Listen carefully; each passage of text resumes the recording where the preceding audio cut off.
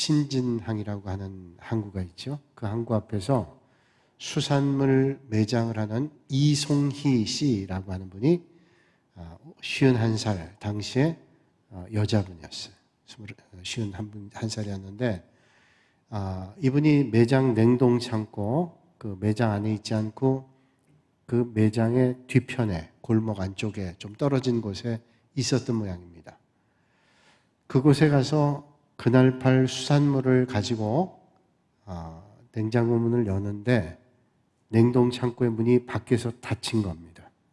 그런 사고가 많이 있기 때문에 냉동창고가 안에서 밖으로 열 수 있도록 만들어져 있죠. 그런데 그날 문이 열리지 않습니다. 아무리 문을 열려고 해도 열리지 않아요. 고장이 난 겁니다. 순간 당황해서 소리를 질러보기도 하고 문을 두드려 보기도 했지만 문이 열리지 않았습니다. 아주 단단하게 고장이 났어요. 설마 했지만 시간이 지나면서 몸은 얼어오기 시작하고 그 안에 온도가 무려 영하 20도입니다. 점점 숨이 가빠오고 숨이 조여오는데 이러다 죽겠다는 생각이 들었어요. 이러다 죽는 거구나 생각했어요. 그러나 문을 두드리며 계속 소리 질렀습니다. 그러나 길가와 멀리 떨어져 있고 주변에 사람도 없을 뿐만 아니라 남편은 그날따라 태안읍에 일을 보러 갔기 때문에 아무도 자기를 도와줄 사람이 없었어요. 그러나 포기하지 않고 가능한 한 체온을 유지하기 위해서 몸을 웅크리고 냉장고 문을 두드렸습니다. 한참을 두드렸어요.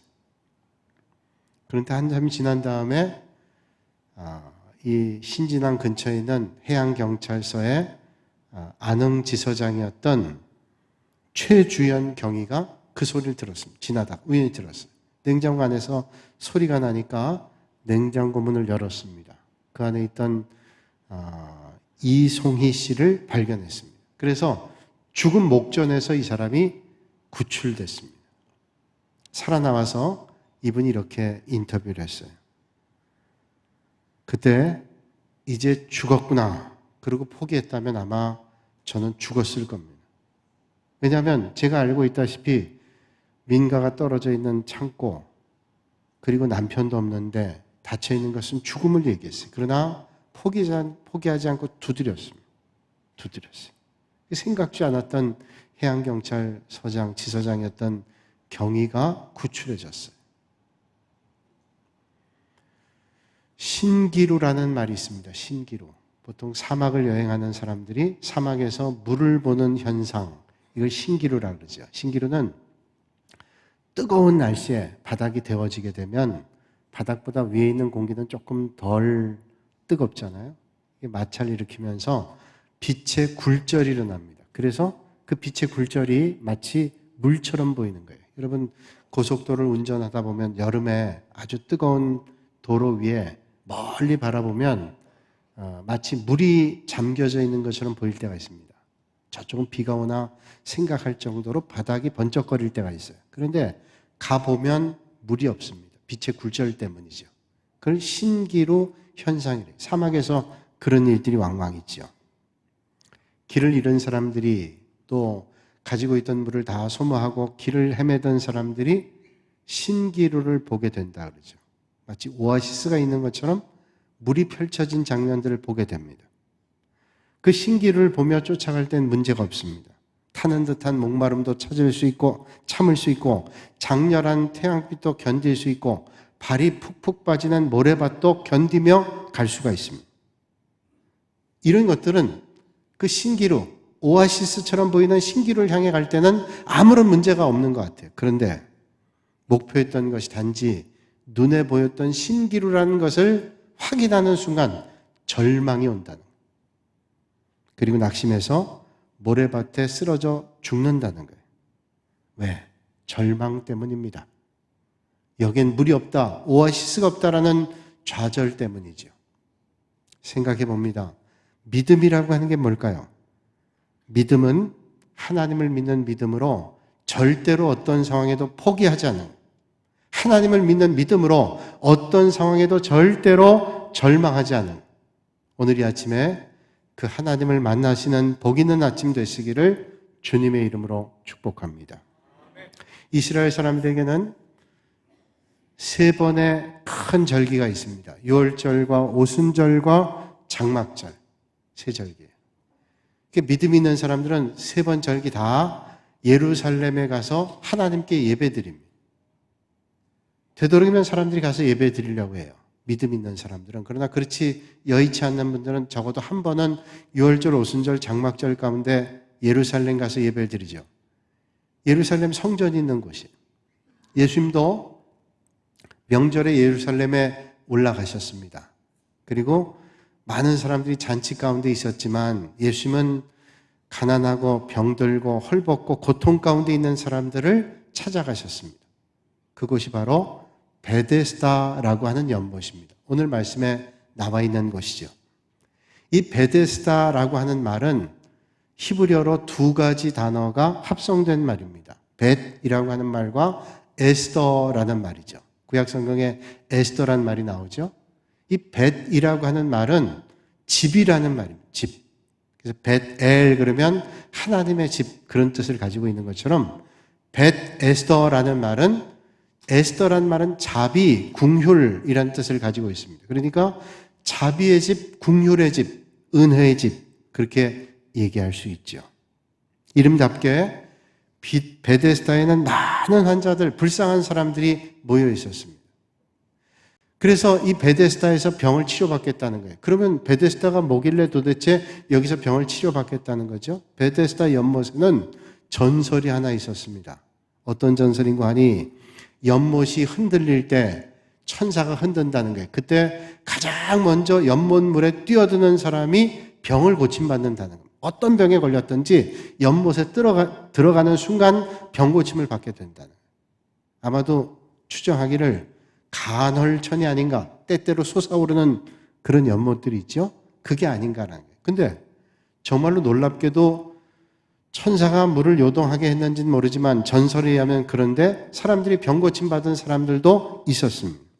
그래서 많은 사람들이 입소문을 통해서 연못가에 기다리고 있다가 물이 흔들리면 뛰어가겠다고 작정하고 있는 연못이. 간절한 사람들이 많았죠. 고통 가운데 절박한 사람들이 모여있는 곳이 베데스다 연못입니다.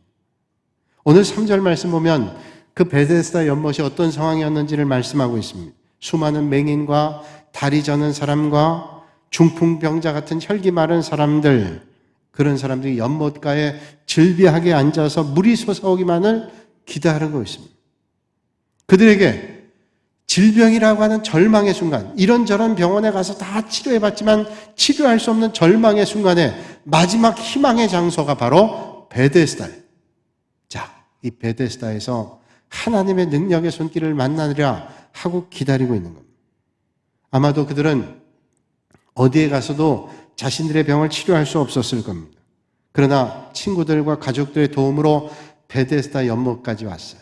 그리고 병 고침 받으리라. 아마 여러 날 동안 가족과 친구들이 자기의 병을 돌봐줬을 거예요. 그러면서 저 간헐천이 움직이기만 하면 내려갈 거다 생각했어요. 그러나 세월이 갈수록 함께했던 가족도 떠나고 친구도 떠났습니다. 외롭게 연못을 내려다보며 물이 움직일 때 내가 뛰어가리라 하는 기대를 가지고 있었어요. 점점 희망은 사라지고 절망의 순간이 그들을 사로잡았을 겁니다.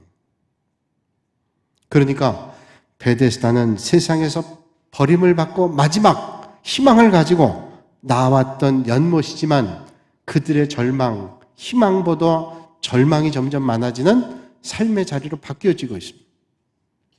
또 연못 솟을 때 가장 먼저 물속에 뛰어드는 사람이 병 고침 받게 된다고 하는 전설대로 그런 일들이 있는데, 상대적으로 건강해 보이는 사람들은 물에 연못으로 뛰어갈 수 있지만 중병에 걸린 사람은 뛰어갈 수 없어요. 그게 절망이 더 깊어져요. 어떤 사람은 뛰어가서 병 고침 받았다고 집으로 돌아가는데 중병에 걸린 사람들, 정말로 갈급한 사람들은 갈 수가 없는 거예요. 그러니까 베데스다 연못은 말로는 자비의 집이고 은혜의 집이고 궁휼의 집이었지만은 그곳에 오히려 낙심하고 절망하는 사람들이 더 많았어요. 이젠 병원도 다 가봤지만 소용도 없고 이 자비의 집에서 마지막 순간 기다리지만 날이 갈수록 희망보다는 절망이 커져가는 그런 삶의 자리였습니다. 그런데 어느 날 그곳에 주님께서 찾아오셨습니다. 그리고 꼼짝 못했던 누워있던 한 사람 앞에 섰습니다. 그의 몰골은 형편이 없었고 몸에서 이미 썩은 냄새, 죽어가는 냄새가 느껴지는 38년 된 병자였습니다. 여러분, 말이 그렇지 38년 병자였다면 상태가 어땠겠어요? 10살이었을 때 병에 걸렸다면 48살이요. 20살 때 병 들었다면 58살입니다.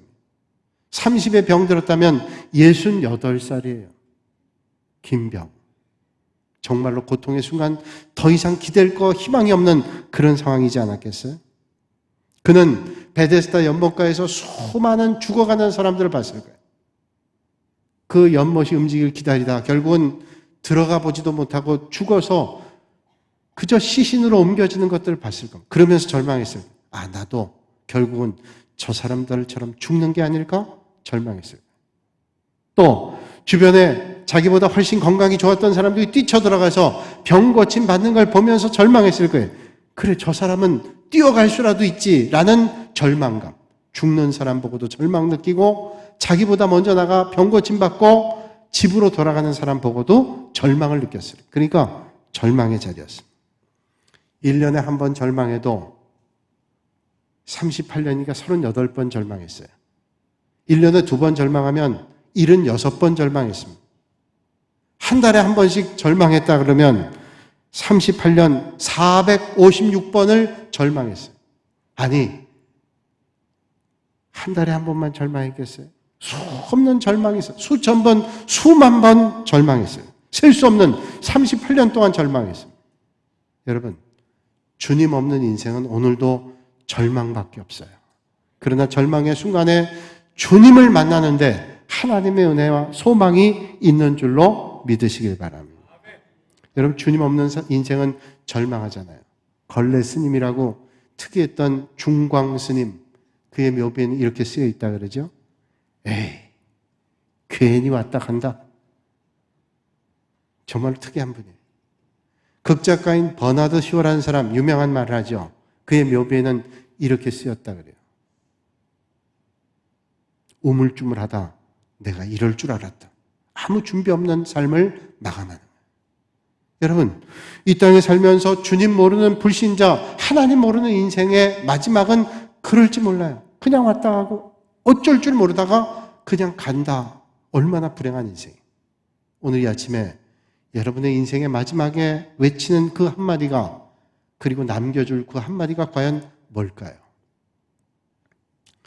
저는 1976년도에 제 할아버지가 돌아가셨는데, 그러니까 43년 전이에요. 그때 장례식을 하면서 교회 묘지를, 시신을, 관을 운구할 때 그 따라가면서 그 교회 묘지인데 묘비들을 이렇게 우연히 보게 됐는데 입구 쪽에 새로 만든 묘비를 봤습니다. 거기에 특이한 글이 쓰여 있었어요. 보통 누구누구 집사, 누구누구 권사, 장로 이렇게 써 있는데 거긴 이렇게 썼습니다. 사랑하는 은혜야, 영원한 하나님 나라에서 다시 만나자. 묘비 생긴 지 얼마 안 됐어요. 그리고 아빠, 엄마가 이렇게 써 있어요. 사랑하는 은혜야, 영원한 하나님 나라에서 다시 만나자. 아빠, 엄마. 뒤에 가족을 보니까 아버지, 어머니 이름이 있고 오빠 이름이 있습니다. 그리고 그 세상 떠난 그 사람의 나이는 저하고 딱 같은 동갑이었어요. 그때 13살입니다. 13살에 죽었어요. 사랑하는 은혜야, 이 은혜라는 아이가 13살 죽었어요. 그러나 얼마나 부모의 절망감이 있었겠어요. 그러나 그 순간 영원한 하나님 나라에서 다시 만나자. 그 믿음의 사람들의 소망 아니, 어떤 절망의 순간에도 소망이 있잖아요. 여러분, 소망이 없고 절망 끄트마리에 서 있는 베데스다 38년 된 병자를 향해서 주님께서 오셨습니다. 거기 희망이 있는 거죠. 근데 주님께서 그 순간 도저히 이해할 수 없는 말씀을 합니다. 예수께서 그 누운 걸 보시고 병이 벌써 오랜 줄 아시고 이르시되, 자, 주님은 아세요. 병이 오랜 줄, 그리고 누워있는 줄 오랜 줄 알았습니다. 그런데 주님이 말씀하시죠. 네가 낫고자 하느냐? 아니, 이게 무슨 말씀이에요? 여러분, 이 말씀 어떻게 생각하세요? 아니, 주님 모르세요? 나를 이렇게 오랫동안 병 가운데 있는 걸 아신 주님께서 네가 낫고자 하느냐라니 말이요. 이게 당연한 말씀 아닙니까? 아니, 보면 모르세요? 제가 여기 놀러 온 겁니까? 베데스다 목가에? 여기 들어가면 낫는다 그래서 벌써 여러 해 전에 와서 많은 죽음을 보고 절망을 만났던 나에게 낫고자 하느냐라니요? 라는 대답을 하고 싶지 않았어요? 그는 소망을 잃은 채 38년 절규하며 살았던 인생입니다. 그리고 절규합니다. 주님 말씀에, 주님, 물이 동할 때 나를 못에 넣어줄 사람이 없어 내가 가는 동안에 다른 사람이 먼저 내려가나이다. 절규하죠. 주님, 내가 병 낫기에 여기 왔는데 다 먼저 내려갑니다. 라고 주님께 소리질러 절규합니다. 주님 말씀하시죠. 일어나 내 자리를 들고 걸어가라. 주님께서 일어나 걸어가라. 그런데 자리를 털고 걸어갔어요. 두 말이 없습니다. 그저 주님 말씀에 자리를 털고 일어나갔어요. 그렇습니다, 여러분. 오늘 주님은 세상의 어떤 인생도 포기하지 않습니다. 세상의 어떤 절망의 인간도 주님은 포기하지 않습니다. 언젠가 신문 보니까 이런 큰 글이 신문의 머릿말로 쓰였습니다. 현대판 고려장, 뇌경색 노모 6개월째 병원에 방치하다. 할머니, 70대 할머니가 일남 6녀를 뒀는데 뇌경색으로 병원에 입원했습니다. 근데 6개월 동안 일남 6녀 자녀 그리고 그 밑에 있는 손주들 한 사람도 병원에 들여오지 않는 거예요. 병원비는 쌓입니다. 6개월 동안 됐는데 아무도 찾아오지 않으니 입원 때 전화를 통해서 가족을 알게 되고 전화를 했어요. 자, 어떻게 하겠는가? 병원비도 해결해야 되고 이 어머니 모셔가야 되지 않겠는가? 아무도 그러겠다는 사람이 없어요. 일남 6녀 자녀 손주 아무도 오겠다는 말 하지 않습니다. 그래서 할 수 없이 병원에서 그 당시 한 500여만 원 입원비가 났는데 그 입원비를 받기 위해서 내용 증명 보냈습니다. 그런데 아무도 거두는 사람이 없어요. 이 현대판 고려장입니다. 그런데 그런 기사가 난 지 4일 뒤에 이런 기사가 났습니다. 30대 주부 아파트 11층서 자녀를 내던져. 이분은 충북 진천에 있는 어떤 아파트에 살고 있던 아주머니인데 4살짜리 아들과 3살짜리 딸을 11층 아파트에서 던졌어요. 4살짜리 아들은 즉사했습니다. 3살짜리 딸은 죽진 않았는데 중태에 빠졌어요. 언제 죽을지 모릅니다. 하나는 부모를 버리고 하나는 자식을 버렸어요. 물론 사정이 있었을지 모르겠어요. 금이야 오기야 사랑으로 키운 자녀도 부모를 포기할 때가 있습니다. 가장 순간 사랑을 한다고 하는 부모도 때로는 자녀를 포기할 때도 있어요. 그러나 주님은 어떤 사람도 포기하지 않습니다. 예수님께서 십자가 달리실 때 강도가 오른편 왼편에 있었어요. 오른편에 있던 강도가 주님을 보며 이렇게 절규하죠. 주님, 당신의 나라가 임할 때 저를 기억해 주십시오. 그때 주님 말씀하십니다. 네가 오늘 밤에 나와 함께 낙원에 있으라. 강도로 십자가형 가장 비참한 죽음을 맞이하는 인생이라면 얼마나 큰 죄를 졌겠어요. 그가 주님 보더니 주님 저를 기억해 주십시오. 주님 말씀하시죠. 오늘 밤에 네가 나와 함께 낙원에 있으리라. 여러분, 오늘도 어떤 상황이 있다 할지라도 주님 붙잡을 때 거기에 소망이 있는 줄로 믿으시길 바랍니다.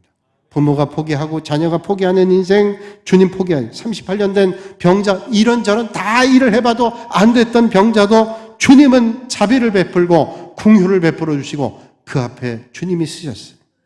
그러므로 믿음은 주님 때문에 절대로 포기하지 않는 거예요. 하반신 마비 장애를 가지고 있었던 미국의 29살 된 마크 웰먼이라고 하는 사람이 있습니다. 이분이 미국의 캘리포니아주에 있는 엘카 피딩이라고 하는 암벽이 있습니다. 이게 높이가 암벽 높이만 1km, 1000m입니다. 그 바위 타는 일에 도전을 했습니다.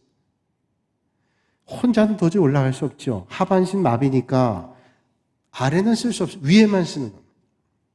상체만 가지고 그 암벽을 오른다는 건 불가능한 일입니다. 그런데 그의 친구의 도움을 받아서 친구가 그 암벽에다 못을 치면 줄을 걸고 올라가는 거예요. 하반신 마비니까 줄을 걸고 올라가는데 많이 올라갈 수 없습니다. 뭐 지탱할 다리가 없기 때문에 하반신 쓸 수가 없잖아요. 그래서 오직 팔 힘으로만 가는 거예요. 그는 팔 힘으로 15cm씩 올라갔어요. 한 번 잡고 올라갈 때 15cm, 또 못을 치면 걸고 15cm 올라갔어요. 무려 7,000번을 반복했습니다. 9일 만에 뜨거운 태양이 내리지는 39도의 여름날 결국은 정복을 했어요. 그가 말했죠. 저는 한 번에 그저 15cm 로프를 잡아당겼을 뿐입니다. 7,000번 반복했어요. 처음부터 7,000번 생각하지 않았어요. 내가 그냥 15cm씩만 잡고 올라가리라. 올라갔어요. 여러분 지금 인생의 장벽을 만나고 그리고 오르고 계세요? 인생의 등반 포기하지 마세요. 주님께서 여러분의 앞길에 못을 걸어주시고 로피를 걸어주실 때 그저 주님의 인도하심으로 15cm 주님의 인도함으로 함께 하시는 여러분들이 되시기를 바랍니다. 여러분 세상에 가장 무서운 병 중에 가장 무서운 병이 뭘까요? 포기하는 것, 절망하는 겁니다. 여러분 세상에 어떤 병보다 무서운 병은 절망과 포기예요. 사람들은 주변 환경에 동화가 됩니다. 금방 영향을 받아요. 그래서 부정적인 사람 옆에 있으면 부정의 영향 받습니다. 긍정적인 사람 옆에 있으면 긍정 영향 받아요. 그거 그냥 말 같지 않지요? 틀림없어요. 여러분 주변에 믿음의 사람의 영향을 받으면 믿음이 든든해집니다. 그런데 믿음 없는 사람 옆에 있으면 믿음이 약해져요. 아니 없어질지 모르겠어요. 저는 과일을 박스에서 이렇게 꺼내 먹을 때 생각해 보면 틀림없습니다. 어떤 때는 위에는 좋은 과일이 있다가 밑에는 조금 병든 과일이 있을 때 있어요. 상한 거. 그런데 조금 상했기 때문에 내버려뒀습니다. 그런데 그 다음날 가서 여러분이 확 번졌어요. 본인도 본인이래네. 그 과일도 다 상했어요. 그런데 자기만 상한 게 아니에요. 옆에 있는 과일들이 상하기 시작해요. 온통 상합니다. 동화되는 특징이 있어요. 여러분 주변에 그런 믿음을 가지고 있는 사람 있게 되면 영향을 받아요. 저는 여러분이 좋은 믿음으로 주변에 선한 영향력을 끼치는 여러분들이 되시길 바랍니다. 코끼리를 산채로 잡는 방법이 있다 그러죠. 먼저 코끼리를 정글에서 유인해서 우리 안으로 가둔답니다. 그리고 우리 안에 가두고 코끼리에게 큰 쇠사슬을 걸어가지고 아름드리 나무에다 걸어놓는데요. 그러면 아무리 힘센 코끼리라 할지라도 꼼짝을 못해요. 그럼 그걸 벗어나기 위해서 몸부림을 치겠죠. 그래도 큰 나무가 쇠사슬에 걸려있기 때문에 코끼리가 도망을 못 갑니다. 그런데 막아놨던 울타리를 열어놓는 거예요. 그러면 코끼리는 더 나가기 위해서 몸부림치죠. 그런데 줄을 잡아당겨도 나갈 수 없는 거예요. 그때 코끼리는 점점 체념한다 그러죠. 잡아당겨봐야 줄이 팽팽해져야 나는 나갈 수 없구나. 하루 이틀 하면서 체념한다 그래요. 절망한다 그래요. 좌절한다. 그럼 그때부터 조련이 시작된답니다. 아름드리 나무에서 그 쇠고랑을 풀어버리고 가벼운 줄을 겁니다. 그러나 코끼리는 달아나질 않아요. 왜냐하면 발을 뗄 때 줄을 잡아당기면 팽팽해지는 순간 나는 벗어날 수 없어 라는 절망감이 그를 꼼짝 못하게 해요. 그때 훈련을 시킨다. 절망하고 포기하는 거 그것도 문제지만 그게 습관되고 체질화되면 무서운 일입니다. 비행기가 하늘을 뛰어오를 때 얼마나 많은 속도가 필요할까요? 활주로를 나릅니다. 좋은 길을 통해서 나르죠. 그런데 나르는 시점이 있어요. 빨리 달라도 그 나르는 시점에 뜰 수가 있는 거예요. 그 속도가 되지 않으면 절대로 뜨지 않아요. 그러니까 그 속도를 내야 뜰 수 있는. 이런 물은 100도가 돼야 끓습니다.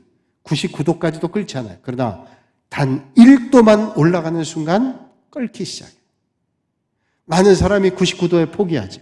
뜨지 못한 순간에 절망합니다. 그러나 주님의 인도하심을 바라보고 기대하는 거예요. 그때 하나님의 역사를 볼 수 있는 거죠. 오늘 본문에 베데스다 목가에 38년 된 병자도 계속 누워있으면서 누워있는 것이 습관화되고 체질화됐습니다. 이제는 내가 일어나서 저 연못에 들어갈 수도 없고 누군가 나를 넣어줄 사람도 없어요. 절망하고 포기하는 습관이 체질화되지 않았을까요? 그런데 주님이 그때 찾아오셨어요. 그리고 만나주셨어요. 그리고 말씀해요. 네가 낫고자 하느냐? 이 낫고자 하느냐는 말이 뭐예요? 아까 우리 생각했잖아요. 아니 내가 낫기를 원하죠? 그런데 오랜 병 가운데 낫고자 하는 열망마저 사로잡아 있지 않았을까요? 나는 안 돼. 절대로 베데스다 목가인 못 들어가요. 주님 물으신 거예요. 네 간절함이 아직도 있냐? 네가 낫고자 하느냐? 그때 이 사람이 절규하잖아요. 내가 내려가고 싶은데 다 내려가서 안 됩니다.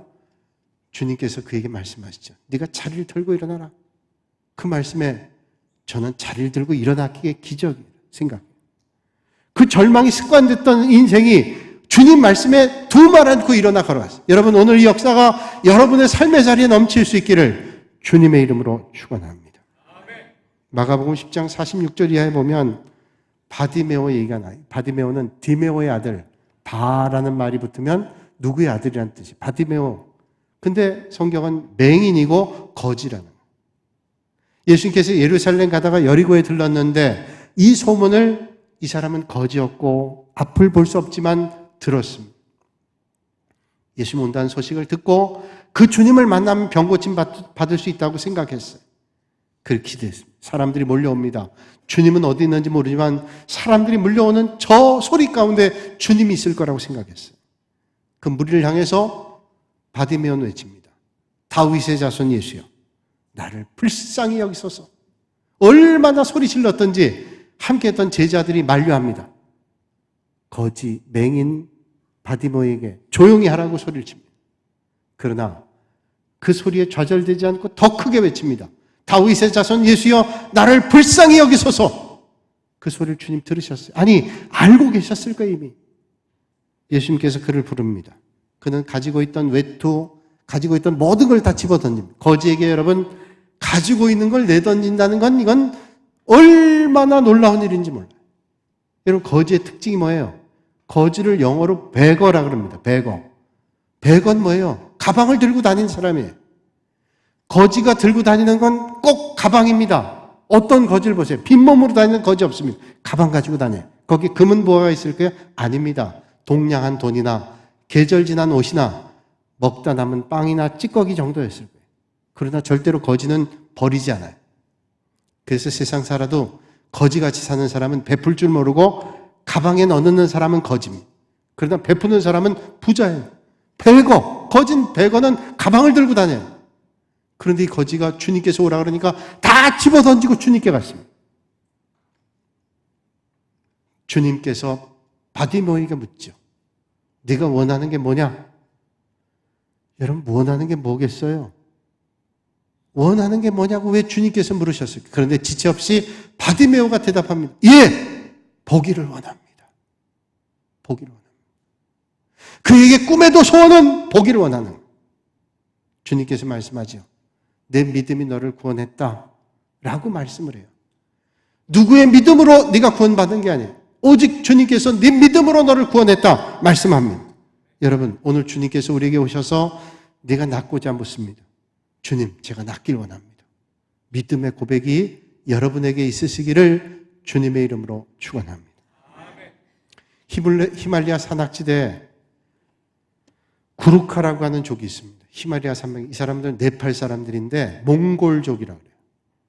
이 사람들이 얼마나 민첩하고 용맹스러운지 유럽에 있는 군대 용병으로 많이 나갔는데 특별히 한 200여 년 전부터는 영국의 용병으로 나갔어요. 아주 용맹스러운 사람들이. 2차 대전 때 영국의 용병으로 참전해서 20만 명이 참전해서 5만 명이 죽었대요. 혁혁한 전공을 세웠습니다. 목숨 아끼지 않고 싸우는 사람이에요. 돈 받고 싸우지만 목숨 아끼지 않고 용맹스러운 사람. 우리나라 전쟁에도 참전해서 영국 군인으로 와서 지평리 전투에서 이 구르카족 대대가 500명인데 중공군 10,000명과 싸워서 10,000명을 섬멸했어요. 대단한 용사들이. 지난번 싱가포르에서 김정은과 트럼프 대통령이 회담을 할 때 이 사람들을 경호했던 사람이 싱가포르 경찰에 속해 있는 구루카족이었다. 아주 용맹스러운 사람. 한 번은 영국의 용병이었던 구르카족들이 동남아에 작전을 수행하기 위해서 파병됐습니다. 그런데 이렇게 용맹스러운 사람들도 아주 깊은 밀림, 숲을 그리고 그 습지를 이기지 못했어요. 독충과 맹수를 이기지 못했습니다. 그래서 거의 죽게 됐어요. 탈출로를 찾질 못했습니다. 그들을 찾아봤지만 찾을 수 없었어요. 결국은 수색도 포기했습니다. 다 죽었다고 생각했어요. 그리고 잊혀질 만한 때, 몇 년이 지난 다음에 한 사람이 탈출해서 민가로 왔어요. 당연히 언론들이 몰려서 물었습니다. 아니, 당신은 다 죽은 줄 알았는데 어떻게 살아나왔냐? 얼굴을 보니까 아주 앙상해진 거예요. 온몸이 앙상합니다. 어떻게 살았냐? 그랬더니 이 사람이 야전상의 포켓에 주머니에 있는 종이 한 장을 꺼냅니다. 봤더니 지도예요. 지도라. 기자가 말합니다. 그걸 보고 있던 사람들이 얘기해요. 지도가 있어서 이 사람은 나왔구나. 지도가 있으면 누군 못 나와? 빈정거리는 사람도 있었어요. 근데 그걸 보고 있던 기자가 다시 외칩니다. 이거는 지도가 아니라 지하철 노선도야. 아니, 어디 지하철 노선도가 필요해요? 영국 런던의 지하철 노선. 그가 말합니다. 정글에서 힘이 없이 쓰러질 때마다 나는 이 지하철 노선도를 꺼내보고 또 꺼내봤습니다. 그러면서 언젠가는 내가 살고 있던 런던으로 돌아갈 수 있다는 생각을 내 자신에게 거듭거듭 말해줬습니다. 그리고 이 지하철 노선도를 만지면서 죽고 싶은 절망이 사로잡을 때마다 꿈을 가졌어요. 내 가족, 내 자식, 내 삶의 자리가 있는 이 런던은 난 갈 거다. 그리고 만지고 계속 맹세. 간절함이죠. 포기하지 않고 간절함을 갖는 거예요. 오늘 이 아침에 38년 된 병자가 연못가를 38년 동안 떠나지 않고 지켰던 포기하지 않는 소망, 그리고 면박도 마다하지 않고 나사렛 예수여 나를 불쌍히 여기소서 외쳤던 바디메오 같은 간절함이 여러분들에게 있으시기를 바랍니다. 오늘 38년 된 병자는 주님 말씀에 순종해서 육신의 질병, 영혼의 구원이 임했습니다. 절망의 상황이 문제라고요? 아닙니다. 믿음 없음이 문제. 지금 상황이 힘들다고 그게 문제인가요? 아니요. 믿음 없음이 문제. 이 예수님을 여러분의 주님으로 모시고 날마다 믿음의 길, 승리의 길 걸으실 수 있기를 주님의 이름으로 축원합니다. 거룩하신 아버지 하나님, 주님 말씀에 순종하면 육신의 질병이 낫고 고질적인 죄악에서 해방되고 세상이 줄 수 없는 평안을 얻게 되고 구원의 삶을 얻게 되는 줄로 믿습니다. 주님 말씀에 순종할 때 주님의 능력이 있는 줄로 믿습니다. 오늘 이 시간 그 주님을 바라보고 네가 낫고자 하느냐? 아무리 오랜 병에 있다 할지라도 주님의 음성을 듣고 하나님의 권능을 경험하는 믿음의 성도들이 되게 하여 주시옵소서. 예수님의 이름으로 기도하옵나이다. 아멘.